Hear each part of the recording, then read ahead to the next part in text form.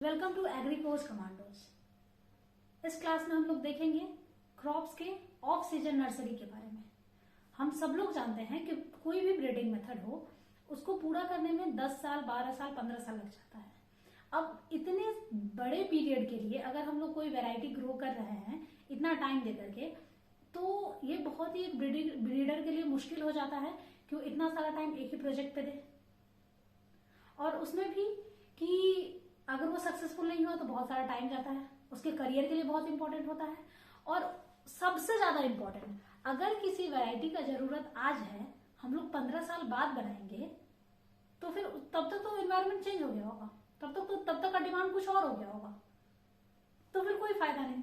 आज बहुत बारिश हो रही है तो हम लोग कहेंगे कि चलो वाटर लॉगिंग रेजिस्टेंट वैरायटी बनाते हैं, या फिर गवर्नमेंट ने कहा ब्रीडर्स को कि वाटर लॉगिंग रेजिस्टेंट वैरायटी बनाइए किसी क्रॉप का। आज वो बनाने लगे, पता चला 15 साल बाद वो आ रहा है मार्केट में, 12 साल बाद आ रहा है, तो 12 साल तक तो हो सकता है कि इन्वायरमेंट चेंज हो गया, तब वाटर लॉगिंग कोई प्रॉब्लम नहीं हो, तब ज्यादा बारिश नहीं हो रही हो, तब कुछ और हो रहा हो, तो तब क्या करेंगे? तो इस सारे प्रॉब्लम को सॉल्व करने के लिए ये तरीका हो सकता है कि हम लोग ब्रीडिंग साइकिल है उसको शॉर्ट कर दें। और इसका सबसे अच्छा तरीका है या तो हम लोग ग्रीन हाउसेस का यूज करें या फिर ऑफ सीजन नर्सरीज का। ग्रीन हाउसेज में भी कुछ लिमिटेशंस हैं क्योंकि वहां पे हम लोग एनवायरनमेंट को पूरी तरह कंट्रोल नहीं कर सकते हैं, लेकिन नर्सरीज में जो ऑफ सीजन नर्सरीज होती है, जो किसी ऐसे पार्टिकुलर एनवायरनमेंट में बनाई जाती है जहां पे उनको ऑफ सीजन में भी वैसा एनवायरनमेंट मिल जाए नेचुरली जो मेन सीजन में मिलता है। तो अभी हम लोग कुछ क्रॉप्स का देखेंगे जो ऑफ सीजन में उनको वैसा एनवायरनमेंट मिलता है उस पार्टिकुलर जगह पे, और ये सब इंडिया में ही है। अब इंडिया में हम सब लोग जानते हैं कि इंडिया का एग्रो क्लाइमेटिक कंडीशन बहुत डाइवर्स है। हर एक स्टेट में भी बहुत सारे एरिया ऐसे हैं जो बहुत ज्यादा डाइवर्सिटी रखते हैं, तो पॉसिबल है कि बहुत सारे क्रॉप का हम लोग ऑफ सीजन में कहीं कहीं ग्रो कर सकते हैं, और इस हिसाब से हम लोग का ब्रीडिंग साइकिल बहुत ही शॉर्ट हो जाएगा। जो वीट और बार्ली है, इस दोनों का हम लोग ऑफ सीजन में लगाते हैं वेलिंगटन, तमिलनाडु में। वेलिंगटन एक छोटा सा शहर है, वहां पे हम लोग तमिलनाडु में, वहां पे हम लोग वीट और बार्ली को ऑफ सीजन में लगाते हैं। जैसे कर्नल के जो साइंटिस्ट होते हैं वो अगर उनको 1-2 साइकिल चलाना है ऐसा, या थोड़ा जल्दी करना है, तो वहां जाके एक साइकिल और चला लेते हैं। इसकी वजह से उनका पीरियड आधा हो जाएगा। जो वैरायटी 10 साल में बनना था वो 5 साल में हो जाएगा, है ना। वैसे ही राइस का कटक में है, कटक में सेंट्रल राइस रिसर्च इंस्टीट्यूट भी है। उड़ीसा में कटक हम लोग जानते हैं रिलीजियस प्लेस भी है, तो वहां पे राइस का हम लोग ऑफ सीजन नर्सरी लगा सकते हैं। वहां पे रबी सीजन में भी राइस लग जाता है। फिर है मेज का तो 2 ऑफ सीजन क्रॉप लग सकता है। ऐसे भी ये तो साइंटिस्ट कर रहे हैं, ऐसे भी बिहार और यूपी के बहुत सारे पार्ट में मेज तीनों सीजन में ग्रो होता है। तो एक धोली भी है जगह बिहार में और वाराणसी है यूपी में, इस दोनों जगह पे हम लोग मेज का 2 ऑफ सीजन नर्सरी लगा सकते हैं। अब है पल्सेज का ऑफ सीजन नर्सरी लगता है सांगला, किन्नौर में। सांगला एक छोटा सा तहसील है जो कि किन्नौर डिस्ट्रिक्ट में पड़ता है। हिमाचल प्रदेश के किन्नौर डिस्ट्रिक्ट में सांगला नाम का एक छोटा सा तहसील है, वहां पे पल्सेज का मेजोरिटी ऑफ पल्सेज का ऑफ सीजन नर्सरी लगाता है। और लाहौल स्पीति में भी जो लोग भी घूमने वाले लोग हैं या जिनको ट्रैवलिंग बहुत पसंद है, वो लोग जरूर लाहौल स्पीति का नाम सुने होंगे। तो इस दोनों जगह पे पल्सेज का ऑफ सीजन नर्सरी लगाया जाता है। लाहौल स्पीति ऐसे भी कोल्ड डेजर्ट्स में आता है, कोल्ड डेजर्ट्स सिक्किम में भी है कुछ, लेकिन लाहौल स्पीति में भी है। अगर आप लोग चाहें तो वो जा सकते हैं। फिर है ग्राम टेपरवारीपुर, जम्मू कश्मीर में टेपरवारीपुर नाम का एक विलेज है।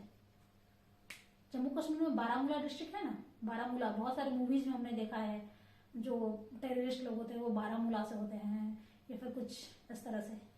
तो वो बारामूला डिस्ट्रिक्ट में टेपरवारीपुर एक छोटा सा जगह है जम्मू कश्मीर में, वहां पे चना का ग्राम का ऑफ सीजन नर्सरी लगाया जाता है। लिंसी और ब्रासिका का ऑफ सीजन नर्सरी लगाया जाता है कुकुमसेरी में। कुकुमसेरी हिमाचल प्रदेश का एक छोटा सा एरिया है, छोटा सा विलेज नहीं है, कस्बा जैसा है। तो वहां पे लिंसिड ब्रासिका के बहुत सारे स्पीसीज, उनका ऑफ सीजन नर्सरी लगा जाता है। अब देखिए, अगर ये सारी जगह हैं, इंडिया में ही है, इजीली जाके वहां लगा सकते हैं, लेकिन फिर भी बहुत सारे लिमिटेशंस हैं। ठीक है, सबसे इंपॉर्टेंट लिमिटेशन है, अगर जाके लगा भी रहे हैं, गवर्नमेंट ऐसा अप्रोच कर भी रही है कि ठीक है आप साइंटिस्ट को भेज रही है, अपने सब कुछ गवर्नमेंट करिए, तब भी प्रॉब्लम्स हैं। एक तो ये प्रॉब्लम है कि हम लोग अगर बहुत बड़े बड़े प्रोजेक्ट्स हैं, उनको ऐसे छोटे जगह पे हम लोग इम्प्लीमेंट नहीं कर सकते हैं।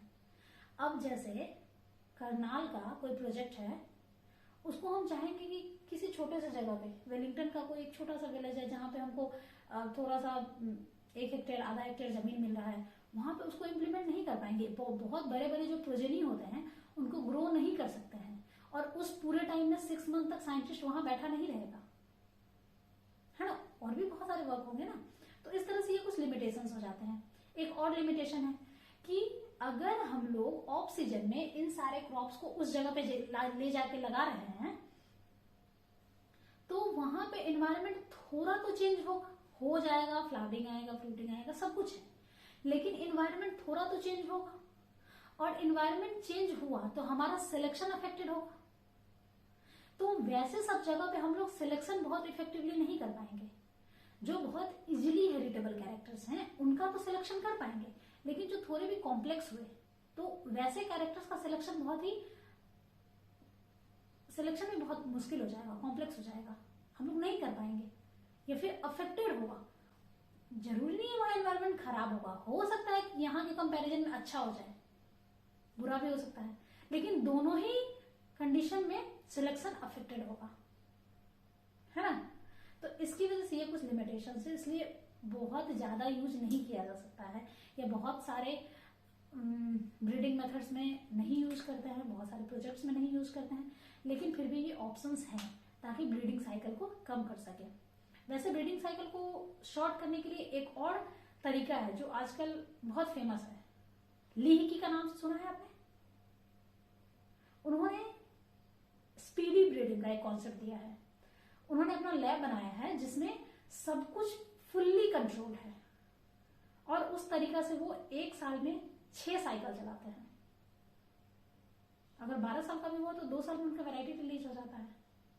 याद रखिएगा, स्पीडी ब्रीडिंग का ली हिकी है जिन्होंने कॉन्सेप्ट दिया है, और वो कर रहे हैं, वो अपने मुझे याद नहीं किस यूनिवर्सिटी के हैं,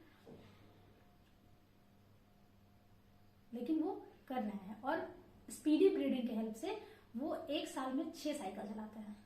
ठीक है, thank you. And if you like the video then hit the like button, share to your friends and subscribe the channel, ताकि जब भी मैं न्यू वीडियोज बनाऊं आप तक पहुंच जाए।